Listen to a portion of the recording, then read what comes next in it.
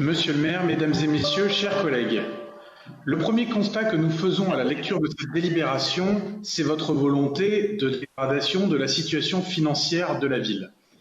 L'exécutif précédent vous a donné les clés d'une mairie bien gérée. Ne soyez pas ceux qui dilapident les deniers publics.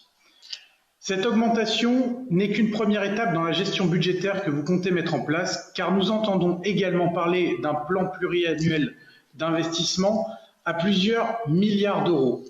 D'après les échanges que nous avons même avec certains de vos élus, on entend parler de 2 à 2,5 milliards d'euros. Plan d'ailleurs sur lequel on commence également à nous dire que les volontés des maires d'arrondissement en opposition ne seront pas écoutées. À quoi bon nous demander notre avis si c'est pour faire l'inverse? Apparemment, la gestion soi-disant inclusive et au plus près des problématiques d'arrondissement que vous avez tant prôné pendant la campagne ne s'applique plus. Mais comment comptez-vous financer cela? Par une explosion de la dette? Vous savez, monsieur le maire, que ce sont nos enfants qui vont payer cette dette. Par une hausse massive des impôts, alors même que nous sommes déjà le pays le plus fiscalisé d'Europe depuis 2012 et du monde depuis 2017, dites-nous par quel levier comptez-vous payer? Je rappelle à notre Assemblée que l'investissement dans notre collectivité représente 110,5 millions d'euros par an en moyenne sur les 19 dernières années. Cela veut dire que vous comptez multiplier l'investissement par 4 par rapport à avant. Cela veut donc dire 4 fois plus d'impôts, 4 fois plus de dettes. Nous attendons là-dessus des réponses. Je tiens d'ailleurs à souligner ici que la crise que nous traversons entraînera également des baisses de recettes pour notre collectivité, comme ce fut le cas en 2008 lors de la crise économique.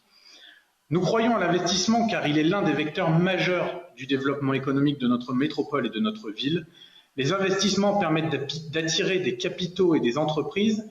Ils permettent donc la création d'emplois et le déploiement d'un tissu industriel fort et solide qui peut même résister à des crises comme celle que nous traversons. Vous voulez investir? Eh bien, investissez sur ce que les Lyonnais vous demandent.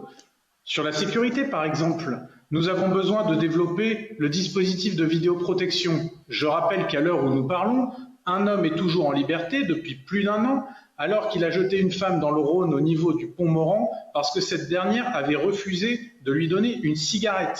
Je peux également rappeler que grâce à la vidéoprotection, on a retrouvé l'auteur de tags infâmes à l'encontre de notre collègue ici présent.